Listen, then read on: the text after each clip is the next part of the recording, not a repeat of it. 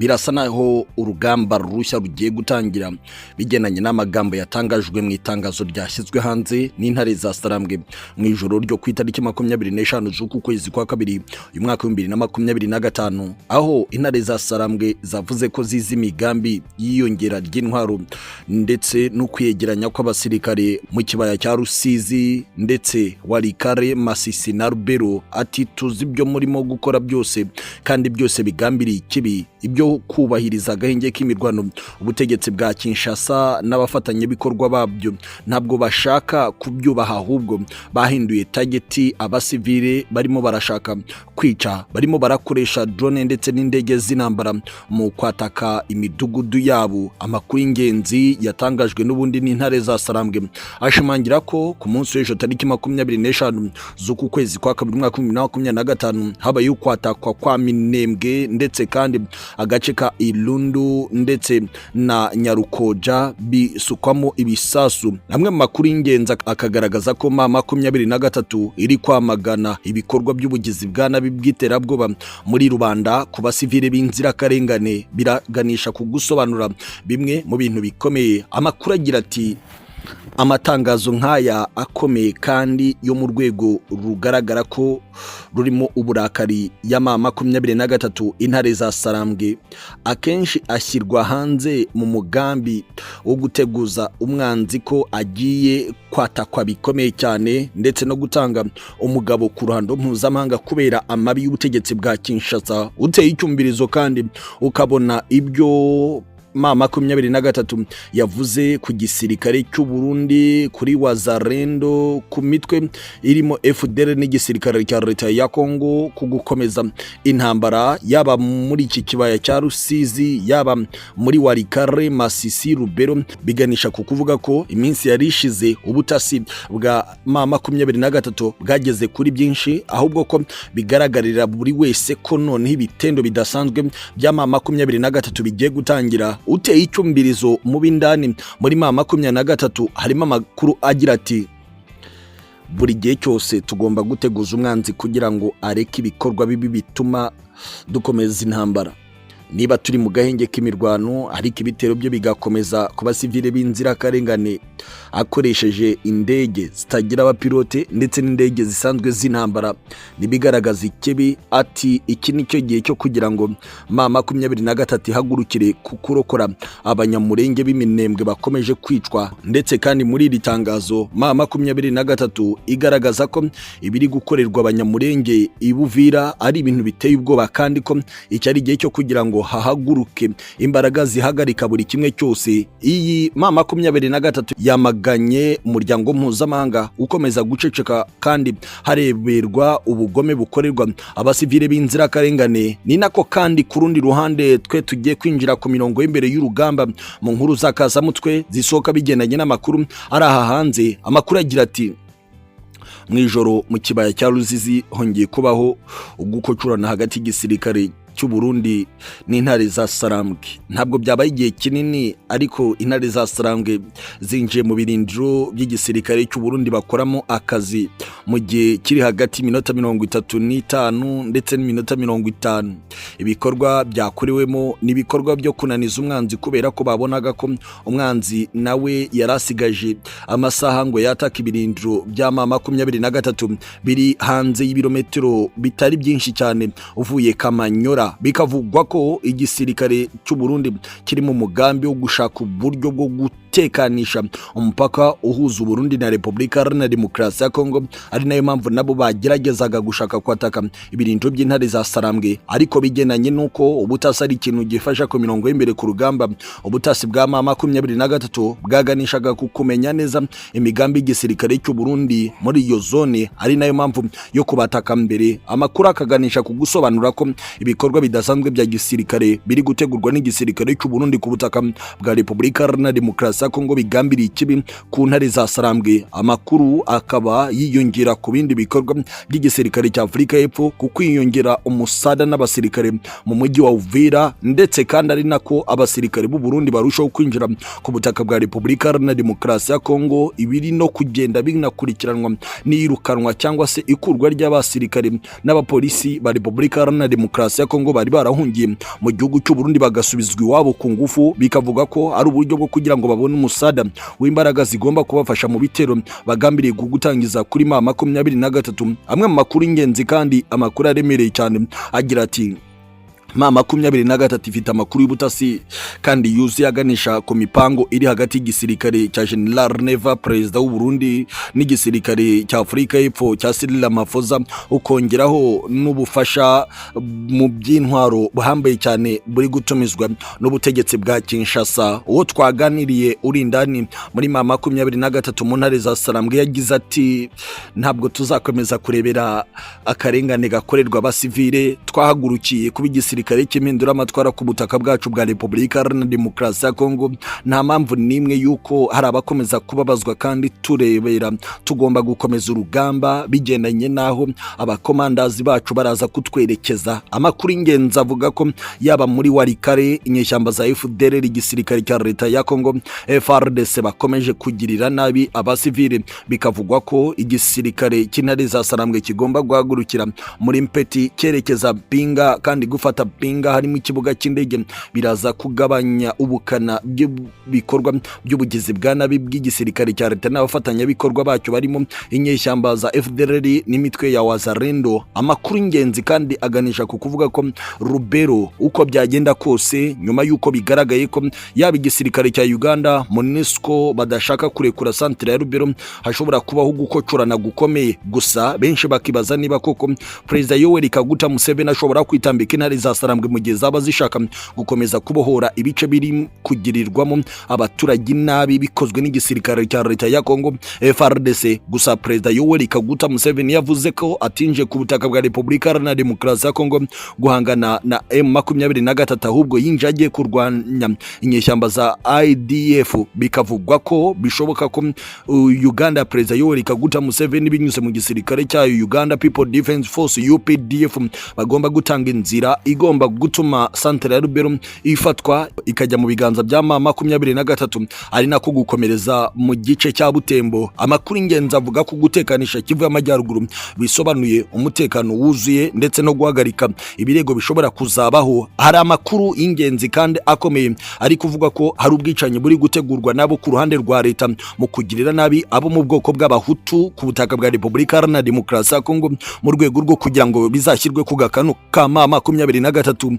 Amakuru ingenzi asobanura ko mu gihe byakorwa koko byateza akaga gakomeye, ari nayo mpamvu MAA23 ishaka guhagarika ubwo bwicanyi buri gutegurwa n'ubutegetsi bwa Kinshasa kugira ngo byitirirwe intare za Sarambwe. Gusa ku rundi ruhande bikavugwa ko ababonye amakuru bari kubona ko intare za Sarambwe ziri kongera ubushobozi muri Kivu y'Amajyepfo usatira mu cyerekezo cya Uvira, ibiganisha kugusobanura ko hashobora gukorerwayo ibitendo bidasanzwe. Gusa ku rundi ruhande twaganiriye n'umwe mu banyamakuru bakurikirana inkuru ku mirongo y'imbere ku rugamba, twavuga ko ari undercover w'ibinyamakuru bikomeye cyane. Ndamubaza nti ese koko birashoboka ko intare za Sarambwe zakomeza zigafata Uvira bigenanye n'ubushobozi Afurika y'Epfo, Burundi, igisirikare cya Kongo FARDC ndetse n'abandi baba bakomeje kongera mu mujyi wa Uvira? Nawe ati birashoboka cyane, ntawe uyoboye ubushobozi bw'igisirikare cya Kongo n'abambari bacyo bari muri coalition bari bafite mu murwa mukuru wa Kivu y'Amajyaruguru Goma. Ati uratekereza MONUSCO, abacanshuro,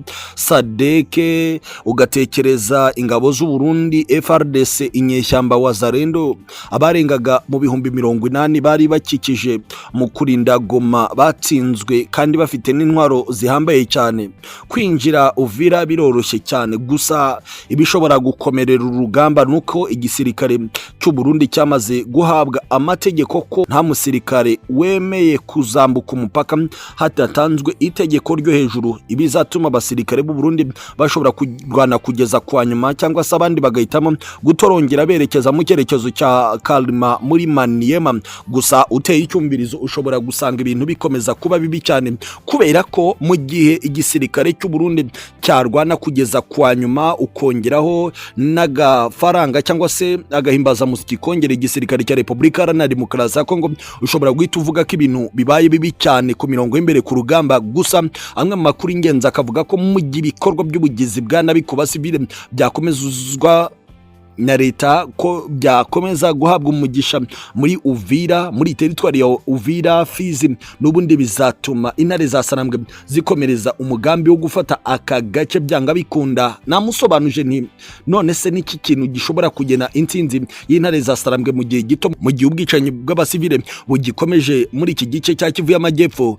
Ati birashoboka kandi buri wese ntabwo azi icyari kiri gupangwa muri iyi minsi y'agahenge k'intare za Sarambwe mu bice bigenzurwa na leta.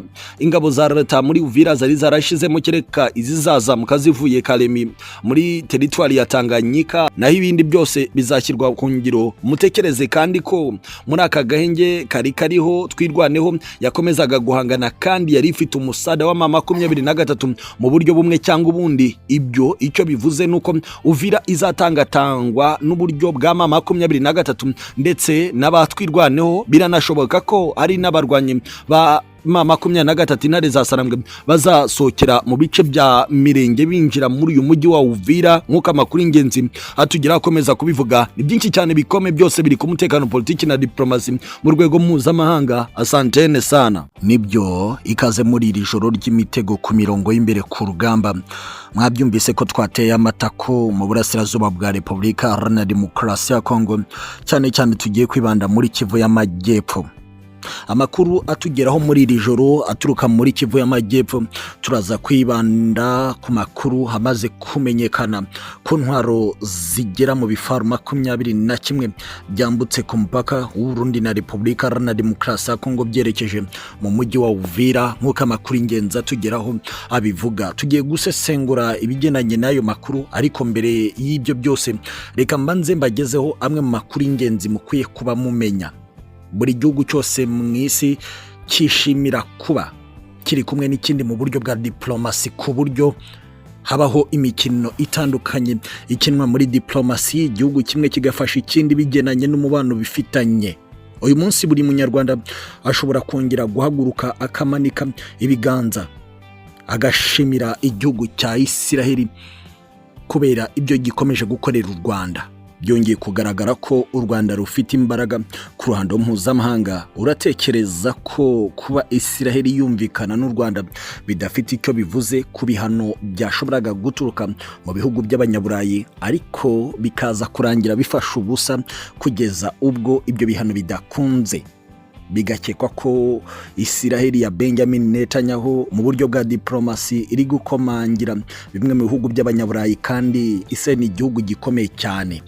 Amakuru aremereye cyane agira ati Minisitiri w'Ingabo w'u Rwanda Juvenal Marizamunda yagiranye ibiganiro na ambasaderi wa Israel ku butaka bw'u Rwanda AMAKURU kuri tariki 25 z'ukwezi kwa 2 mwaka 2025. Minisitiri w'Ingabo yasobanuye ko bombi baganiriye ku bifitiye akamaro u Rwanda na Isiraheli no kukongerera imbaraga ubufatanye mu bya gisirikare hagati y'impande zombi. Umubano w'u Rwanda na Isiraheli watangiye kuva rwabona ubwigenge mu kwezi kwa 7 mwaka 1963, gusa wakomwe mu nkokora n'ingaruka z'intambara y'Abisiraheli n'Abarabu mwaka 1973. Nyuma y'umwaka umwe ingabo za RPA inkotanyi zibohoye u Rwanda, umubano warwo na Isiraheli warasubukuwe ndetse uranakomera kuko byaje kugeraho u Rwanda rushyira ambasade yarwo i Tel Aviv. U Rwanda na Isiraheli bifitanye amasezerano y'ubufatanye mu guteza imbere inzego zitandukanye zirimo igisirikare, ubuhinzi n'ubworozi, ikoranabuhanga, uburezi no guteza imbere urwego rw'abikorera. Minisitiri Marizamunda w'Ingabo kandi yakiriye ambasaderi wa Mali mu Rwanda Brigadier General Mamali Kamala. Baganiriye ku kongerera ubufatanye bw'ingabo hagati y'ibihugu byombi. Ayo yose n'amakarita akomeje gucangwa n'u Rwanda mu gihe hari ibihugu bigerageza gushaka gufata ibihano nk'Ubwongereza bwateguje u Rwanda ibihano no kuruhagarikira inkunga. Gusa mu kanya gato gashize ibisa no gutanga gasopo bivuye muri Minisiteri y'Ububanyi n'Amahanga y'u Rwanda hamaze kuvugwa amagambo akomeye cyane ati ingamba zo guhana zatangajwe uyu munsi na guverinoma y'Ubwongereza mu rwego rwo gukemura amakimbirane yabereye mu burasirazuba bwa Repubulika Iharanira Demokarasi ya Congo, aho Ubwongereza bwahisemo uruhande. Birababaje, ntibyumvikana gutegereza ko u Rwanda ruhungabanyirizwa umutekano w'igihugu ndetse n'umutekano w'Abanyarwanda. Izi ngamba ntacyo zikora ngo zifashe Repubulika Iharanira Demokarasi ya Congo, nta nubwo zigira uruhare mu kugera ku gisubizo kirambye cya politiki cy'amakimbirane mu burasirazuba bwa Repubulika Iharanira Demokarasi ya Congo. Ayo ni amagambo yasohotse mu nzu ya diplomasi y'u Rwanda, ibigaragaza ko ibintu birarushaho gukomera cyane ku rwego twavuga ko ibintu birarushaho kugaragaza ko u Rwanda rufite na rw'ingufu ku ruhando mpuzamahanga, kandi bikagaragara n'uburyo u Rwanda rukomeje kwitwara. Bimwe mu bihugu mu isi birahamagarira ku biganiro bigamije amahoro bizicaza ubutegetsi bwa Kinshasa n'intare za Sarambwe, ari byo biganiro bishobora kuzatuma habaho umutekano ku Banyekongo n'ibibazo byabo bafitanye hagati ubwabo. Birasa na hari ibintu bikomeye cyane buri wese yagakwiye kuba yumva icyo umwuka abwira amatorero. Umwe mu bantu bakomeye ku mbuga nkoranyambaga ati mw'abantu mwe, uyu mumama witwa Ambasaderi AMAKURU, ambasaderi wahise ku butaka bw'u Rwanda, uburyo ari gufasha u Rwanda ndetse na influence ye biri ku rundi rwego. Uyu mumama influence ye yatumye igihugu cyose cyateza ibibazo u Rwanda, icyo gihugu kikaba gifitanye umubano na Israel. Hari ukuntu inyuma y'amarido ibintu bikorwa. Uyu ambasaderi wa Israel ku butaka bw'u Rwanda yatubaye hafi, kandi diplomatically Israel ifite influence i Burayi na Leta Zunze Ubumwe za Amerika. Ibi bikagaragaza ko rwose buri munyarwanda ashobora kwishimira umubano w'u Rwanda na Israel bigendanye no muri ibi bihe ibihugu byinshi bishaka kujya mu kwaha k'ubutegetsi bwa Kinshasa kubera ibuye ry'agaciro ibihugu byinshi biri gukubitwa bigasa n'ibicabiranye. Ariko gusa kuri politiki mpuzamahanga ibintu birarushaho kugaragara ko u Rwanda narwo ukuri kwarwo kugenda kumenyekana kandi kugacengera hose. Kurundi ruhande reka mbagaruye ku butaka bwa Repubulika Iharanira Demokarasi ya Congo mu ntara ya Chopo, imwe mu zigize Repubulika Iharanira Demokarasi ya Congo. Twinjire mu biro bya guverineri w'iyi ntara Pauline Lendongolia. Mu biro bye uyu munsi nibwo amakuru yongeye kugera hanze n'amashusho ya Lieutenant General Masunzu Pacifique uyobora zone ya gatatu y'imirwano mu gisirikare cya Repubulika Iharanira Demokarasi ya Congo FARDC. Uyu ku makuru twahawe nuko mu byo yaganiriyeho na guverineri w'iyi ntara ya Chopo baganiriye ku bigendanye n'umutekano w'iyi ntara yose. Ibi byose bigahita bihuzwa nuko ubugambanyi bwaguyemo Generali Makanika watwirwaneho bwavuye ku mupango wakoreshejwe Generali Masunzu n'intasize kugera ubwo drone zave mu gihugu cy'u Burundi za Afrika y'Epfo zigaba ibitero bikomeye n'uyu munsi zongeye kugaruka. Gusa abayobozi batwirwaneho bakaba bakomeje kwihagararaho. Aya ni amakuru ingenzi kandi akomeye.